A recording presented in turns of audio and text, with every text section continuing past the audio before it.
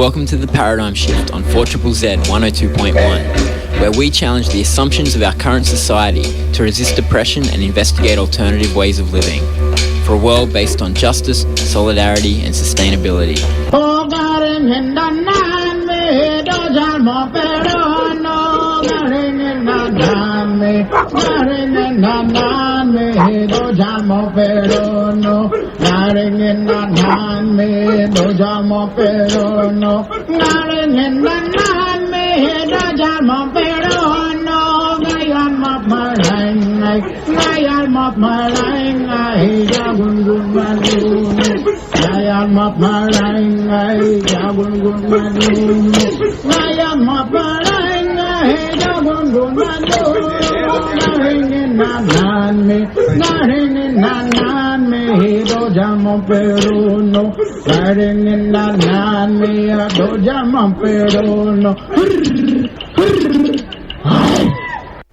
Welcome to the Paradigm Shift on 4ZZZ 102.1 FM. That's the station you're on. It's Brisbane's community radio station, bringing you all the local news, current affairs, music, and of course all the important things that you won't hear on commercial media. My name's Andy and I'll be with you for the next hour. I'm back in the ZZZ studio this week, broadcasting from Jagger and Turrbal country, and it's very good to be with you on this Good Friday, and aptly perhaps for this day when our culture commemorates a criminal who was imprisoned for standing up for what he believed and sentenced to death. It is today on the show we are going to be talking about political prisoners who thankfully we are not in Australia at a stage where people are being hung up on a cross or anything like that, but it is on the rise, people going to jail for political action in this country. Just in the last couple of weeks, we had Max Curmi sentenced to 4 months in prison for non-violent protest action. He climbed up a crane at Port Botany and suspended himself from it. And we will be speaking with Max because he is out on bail with an appeal pending. He's under very strict bail conditions under house arrest, but I did manage to get to call up Max and have a chat with him about why he's taking the action that he is, about his experiences inside, and I guess what the climate movement will have to do if this is going to be something more common. As well as Max, we did see Andy George also arrested and sentenced to 3 months jail last week for disrupting a football game with a flare. It seems, I know Australians love football, but it does seem a bit excessive, that one as well. Andy did, like Max originally, did not have his appeal, his bail hearing successful, and so he is currently still inside, although I think they're trying to appeal that. But of course, if you are a regular Paradigm Shift listener, you would remember last year I spoke to a couple of people, Sergio Herbert, who got sentenced to a year in prison. He also has an appeal pending and is on bail, and Juliette Lamont, who has a suspended sentence. By the end of this month, we might have another one in jail, another climate activist. Kyle McGee will have court in Bowen, and Kyle's prior record means that prison is a possibility for him as well. So what does it all mean if we're going to have people standing up for our environment doing time in prison? What does it mean for our movement?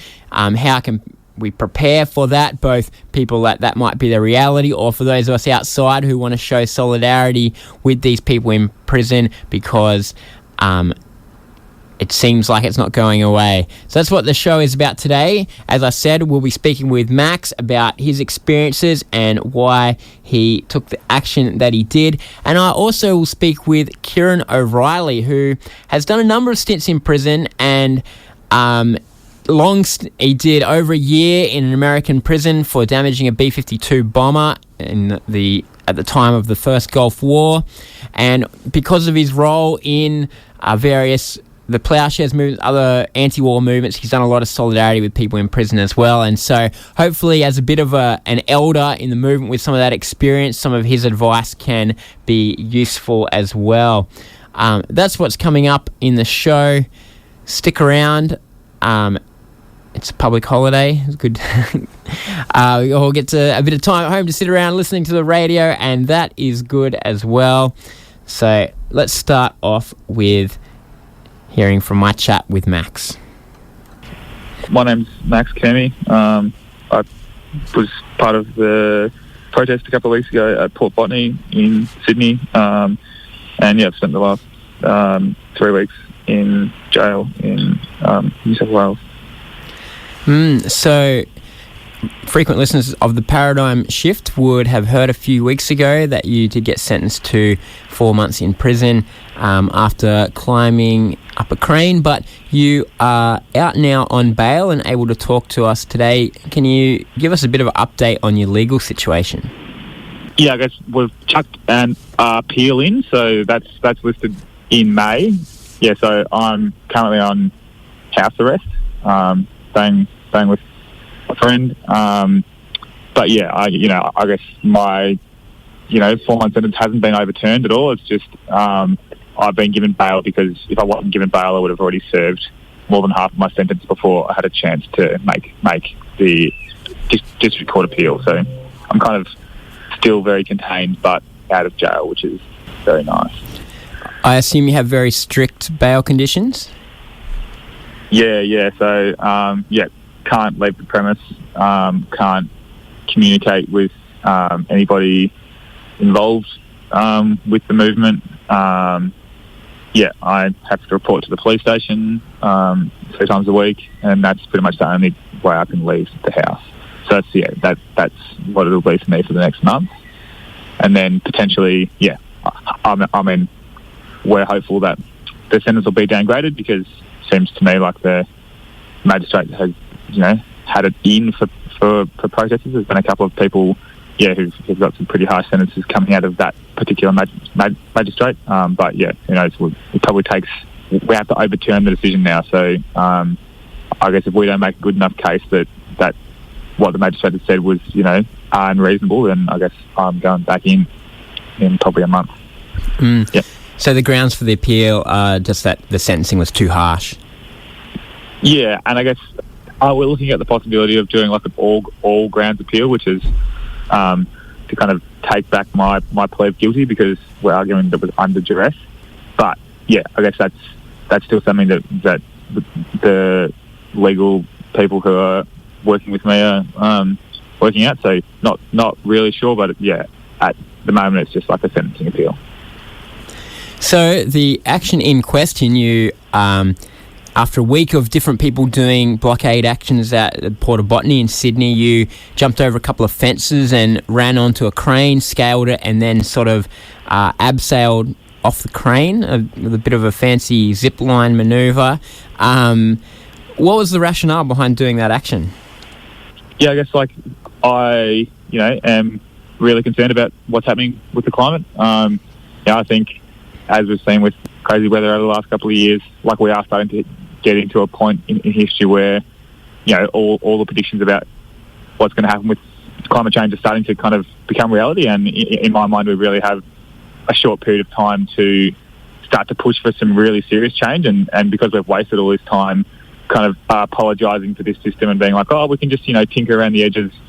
I guess now we have to make change really, really quickly. And we're living under a system that is not going to be able to deliver that change because, I guess in my opinion, the system was set up to facilitate the exploitation of this continent and its people and its environment. And I guess I took the action because, I think people who are concerned about this crisis need to respond to this system in a physical way that, targets things that are important to this system because, I guess I don't really see very many other options available to us other than kind of voting for one of the, two major political parties that are so deeply entrenched in the system or, going and putting a court case in against some big polluter who will ultimately win because, the legal system is set up to protect the private right of corporations and rich people to exploit the planet. So I guess,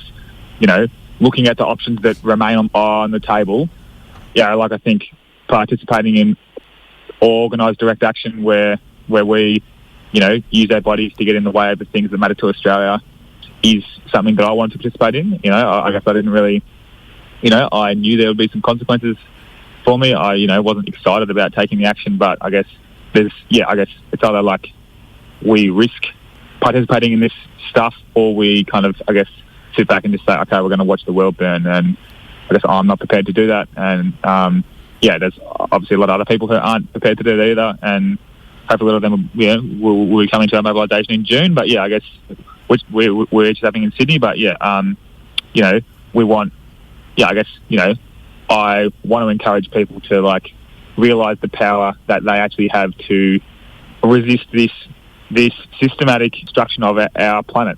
Yeah, so I guess that's why we did a mobilisation at Port Botany. We were trying to damage the economy because the economy and the rules and regulations that are set up here by this state are they're not going to facilitate a livable future for us or for anyone who's coming down the line. You mentioned that you had thought about the consequences. So I guess, did you think that going to prison was a possibility, and was that something that you had prepared for? I didn't think it would happen. It's pretty unprecedented. I suppose there was someone who was sentenced to prison last year for, a couple of people. But, I guess still, pretty escalated response from the legal system to be sending people to prison. And, I guess, I thought there was a slight possibility of it. But, I guess I didn't expect it to be the response as harsh as it was. But I guess that's probably also a sign that the action we're taking is threatening the interests of the people who run this society and, are running it for a profit, at our loss, I suppose. But I thought I'd be in for a 1 or 2 days and be able to get out, and that's still a possibility for other people. I guess I have some prior convictions, for similar sort of protest stuff. So I think there was a higher risk.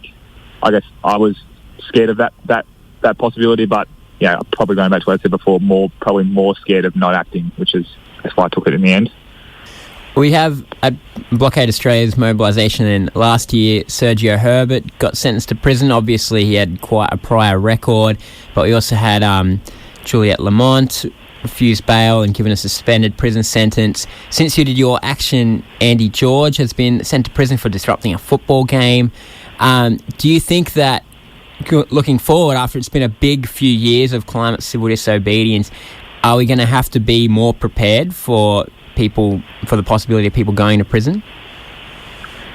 I think unfortunately probably yes. I guess if people keep taking the fight to this system, I think that's the way that Australia deals with people who don't do what it says. And being in jail for a couple of weeks, there's tens of thousands of people across this country that Australia has locked up for pretty minimal things, and they're going to be in there for years. And getting meaningful action on climate change is going to mean a massive change to the way this society functions. And I don't think that Australia is going to roll over and just be like, okay, we're going to change everything because that's what's necessary for survival. So I think people should be thinking about the fact that they might go to prison, but I also think it's not a normal thing, and I don't think it needs to become a normal thing. If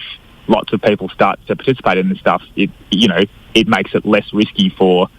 I guess it's not so easy to chop the kind of tall poppies down when there's lots of people doing it. So I think I guess it's kind of on us whether or not it becomes normal for lots of people to get jailed. But I think as things as we are forced to escalate by the gravity of the situation, that unfortunately other people who care about the planet, and it's people who are probably going to be spending some time behind bars. Obviously, you only spent a couple of weeks in there, but what was your experience like, and what were things that helped you get through it? Oh, yeah, I guess, first thing is, it's a completely horrific place. You're treated, I guess, like a cow being sent to slaughter, or, you're not really fed appropriately.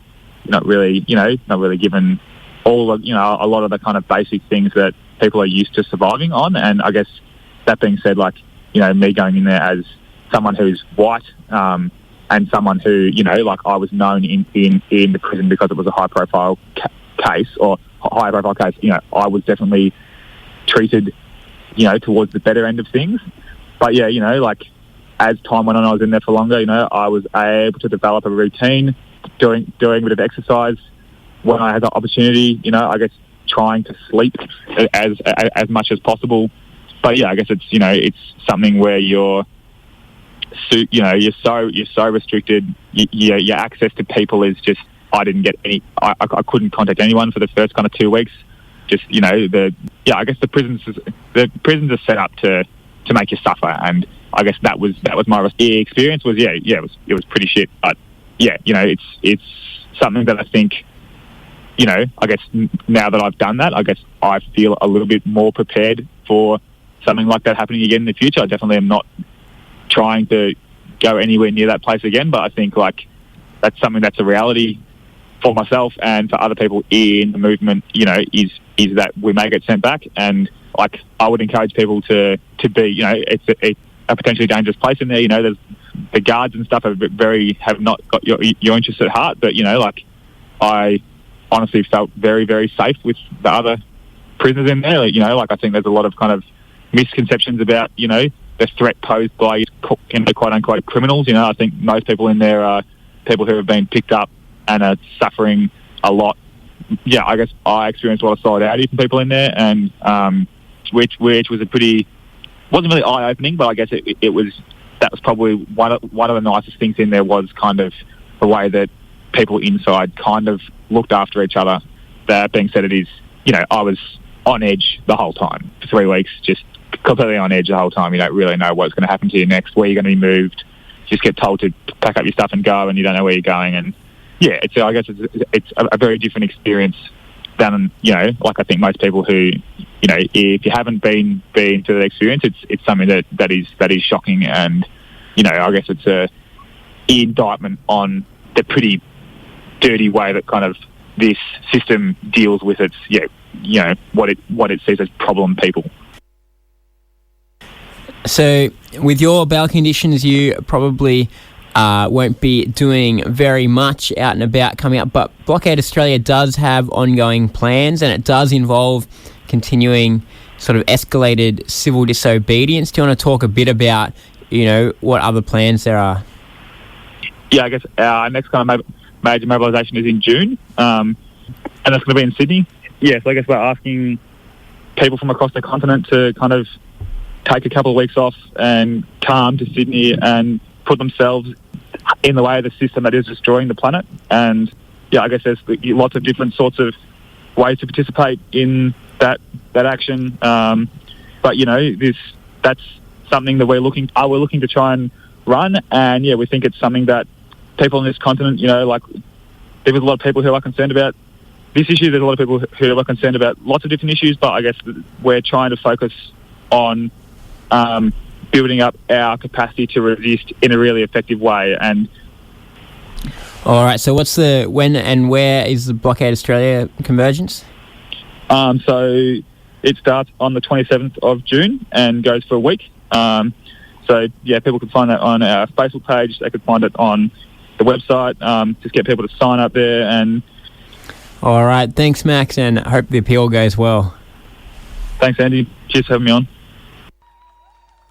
That is Max Curmi there singing that song. I'm not sure what that song's called actually, but that was filmed live at a protest gig a while back. Before then, we were speaking with Max Curmi. He 3 weeks ago or so, he was sentenced to prison for 4 months for taking quite a dramatic climate action, climbing up a crane at the port of Botany and suspending himself from it. He is out with an appeal pending, but chatting to him there about his experiences inside and what it will take, I guess, to show support to people who are locked up. There may be more coming up as our people take more and more dramatic action to try to force the kind of environmental action we need from our government, and our government will likely respond by repressing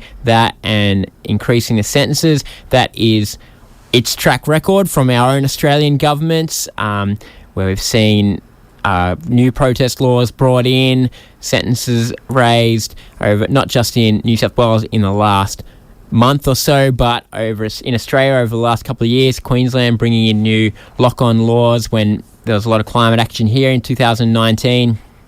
And of course in Queensland here, we've, in the memory of people still active today, a time when all protest marches were banned and made illegal.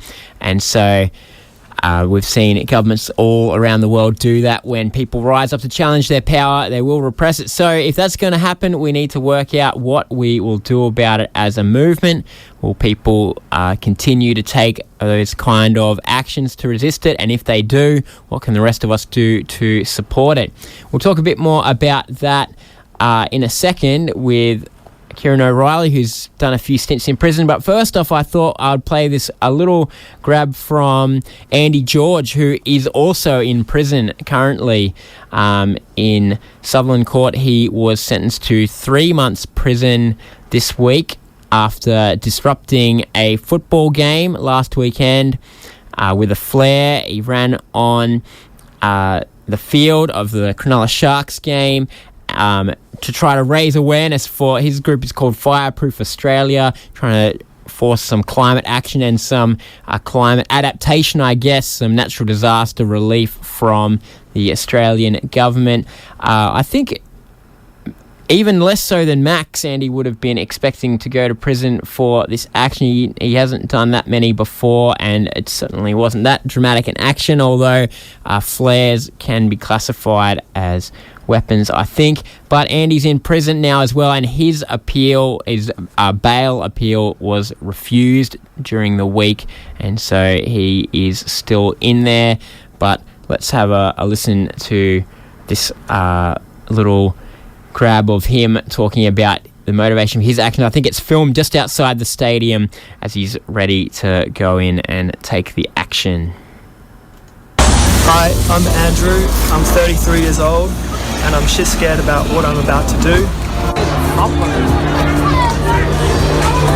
But I tell you what, I am a hell of a lot more scared of what the future holds for every young person in this country. Today, ticket 10355 We've already been smashed by floods, fires and smokes, and it's going to spiral out of control. 1,692, that goes to our winner. And the same amount also goes to Ciaron. This is what's happening, and I think it's beyond sad what's going to happen to this great country.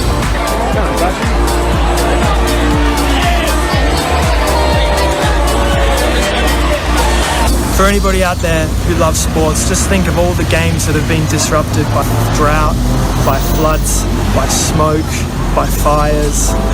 It's happening. Our way of life is under attack. And you know what? Nothing is happening to protect us from this threat.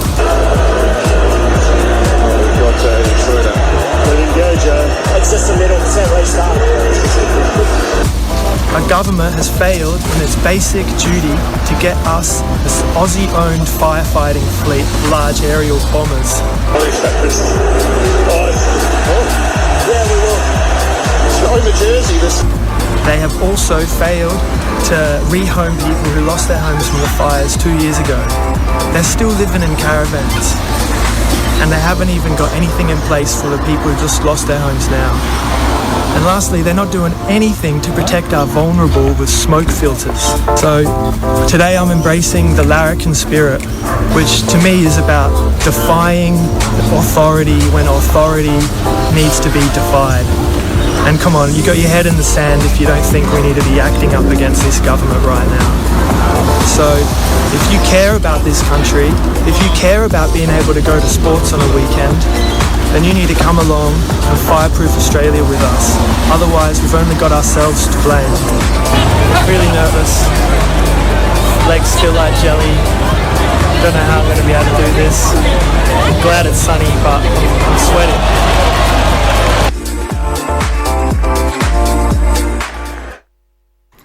That is Andy George there talking to the camera just before he ran on to the field at the Cronulla Sharks game, and he is also in prison.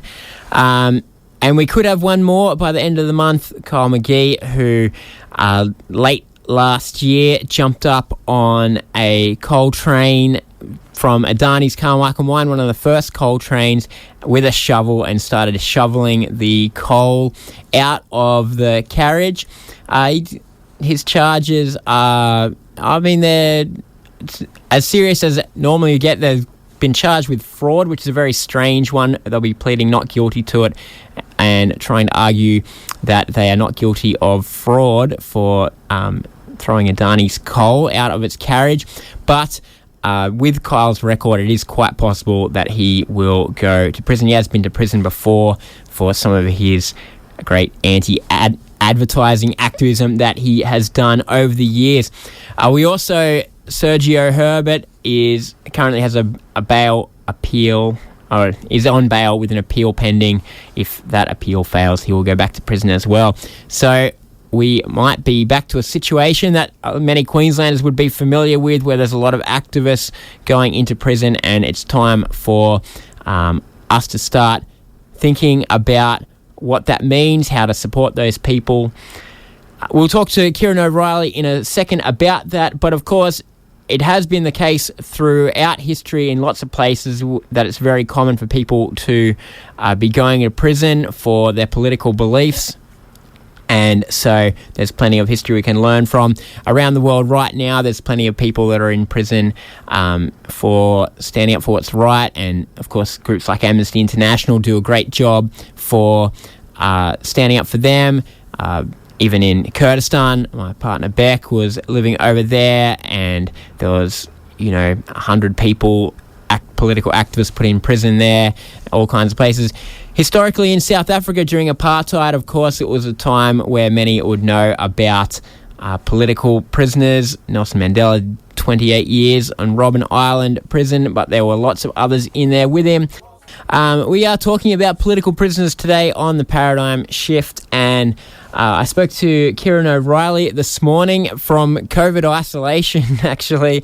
Ciaron has plenty of experience both being in prison and supporting other people in prison for over recent decades and in all parts of the world. I started off by asking him a bit about his experiences as a prison and a prisoner supporter. Grew up here in Brisbane, and my last year at high school is when they suspended civil rights for about 4 or 5 years and banned demonstrations, street marches, gatherings, etc. And then helped start the Catholic worker movement here in Brisbane, and we're involved in anti-war resistance throughout the 80s, which also included us going into Bogga Road jail for refusing to pay fines as prisoners, and getting involved in prisoner solidarity, which led to the closure of Bogga Road. And then I went to the States in the late 80s, was involved in a ploughshares action on a B-52 bomber. We grounded a B-52 that was ready to be used in the bombing of Iraq, and I spent 13 months in prison in the States before being deported back to Australia. And then later, I was very involved in the East Timor campaign in the 90s. And then later in 2003 in Ireland, I was arrested with 4 other people and charged with $2.5 million criminal damage to a US warplane that was en route to Iraq. I was sent back to Texas So that included 3 jury trials in Dublin. First 2 trials ended mistrial, and the third one we were acquitted.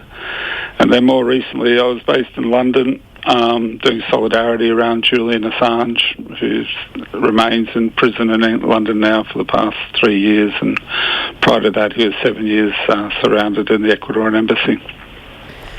So you have quite a bit of experience there. I mean, your own stints in prison, but also doing solidarity with people on the inside. I mean, Queensland in the 80s and the ploughshares movement across the world, a lot of people have been in prison.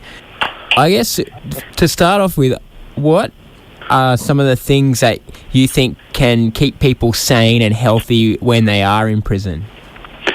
Well, I think what's needed is a movement that appreciates its prisoners, and I have a background, I guess, very similar to Chris Bailey, who just died recently, and that is being part of the Irish diaspora. I grew up in an Irish Republican family, and being my age, a lot of people being interned and arrested in Ireland, in the north of Ireland, in the 70s. So we often would go to Cayley's to raise money for prisoners' families and stuff. So I was very much brought up in a culture that supported political prisoners. And so any serious movement will end up with people being arrested and prosecuted and imprisoned. And if a movement is serious, it will, take care of its prisoners as one of its priorities. And so, when you're in jail, the whole system's there to convince you that you're forgotten, that you're isolated, etc. And the only counter-venom to that is the solidarity of others,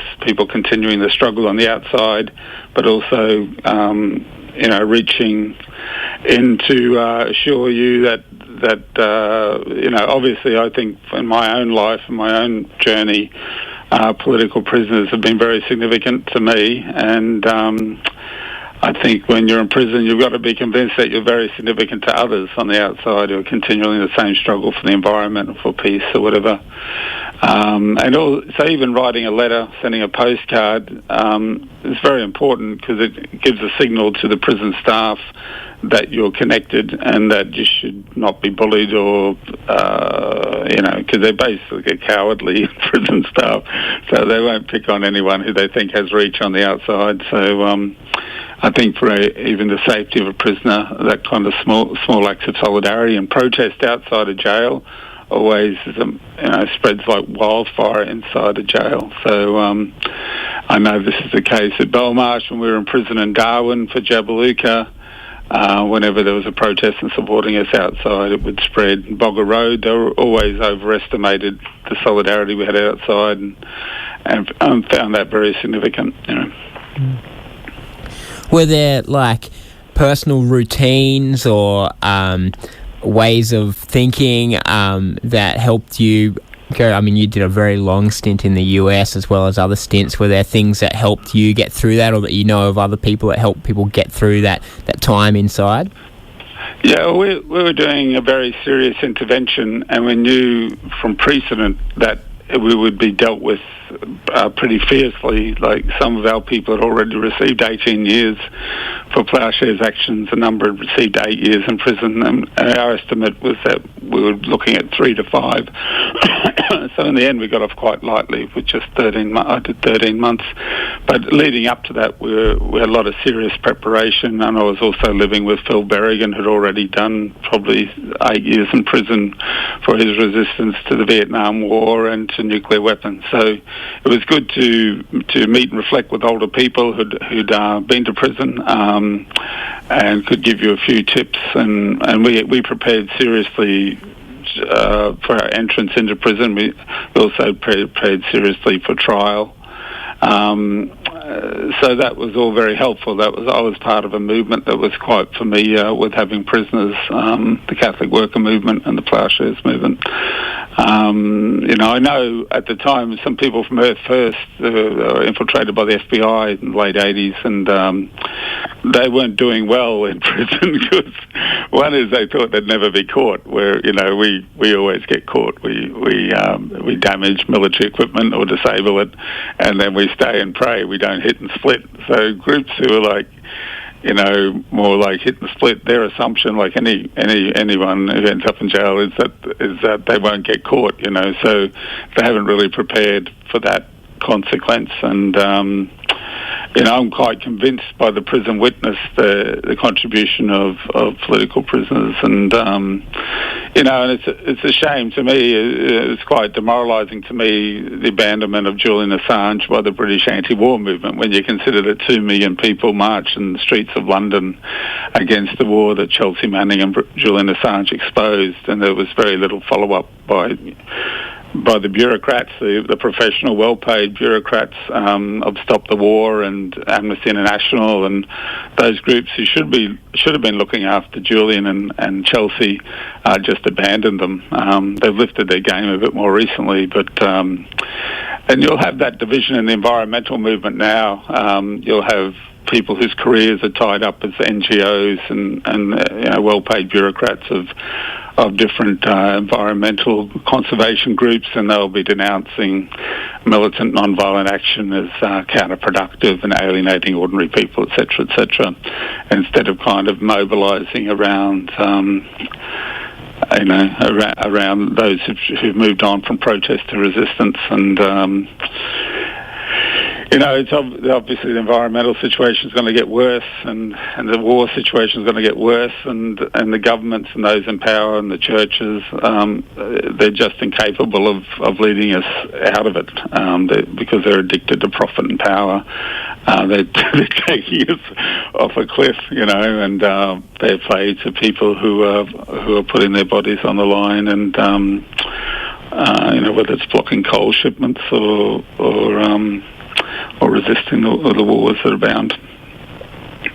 So, you mentioned there how important solidarity is from the people on the outside. What are the practical things that people can do to show solidarity with people inside that will make a difference? Well, I think, just keeping people like, say for Julian Assange, unless you're very emotionally connected to it, which I've been for 10, 12 years, he's really disappeared from the radar. I think a lot of people 25 and under don't know who he is. So, because the media is such a monopoly, they've just managed to kind of evaporate him, really. So to keep, whenever there's an anti-war protest, his name should be raised, and the same with environmental people, and there's an environmental protest, the prisoners of our movement should be mentioned and raised and celebrated. And also, just simple things like writing a letter to those who are in jail. It shouldn't be a hero worship thing. It should be a mutual solidarity thing, of reassuring them that the struggle continues outside, and we appreciate their presence inside. And there's a lot of good work you can do in jail as well. I think a lot of us who refused to pay fines and went to Bogger Road in the 80s played our part in bringing down that jail, by starting the prisoners program on 4ZZZ, organising demonstrations outside the war when the prisoners went on the roof in 88, etc. That led to the Kennedy Quarry and closure of the jail. And my short time in Darwin prison, about 4 or 5 months, I just, they used to bring an official visitor once a month, and literally no one would go to those things, and it was about 90% Indigenous. And I remember I put my name down, they called out, and the staff just panicking. They never had anyone to talk to the official visitor. It was just someone from civil society that would come in once a month, and I just made a list of demands, and they were met, within a few months. They brought air conditioning into the remand section, gave us TVs, it was...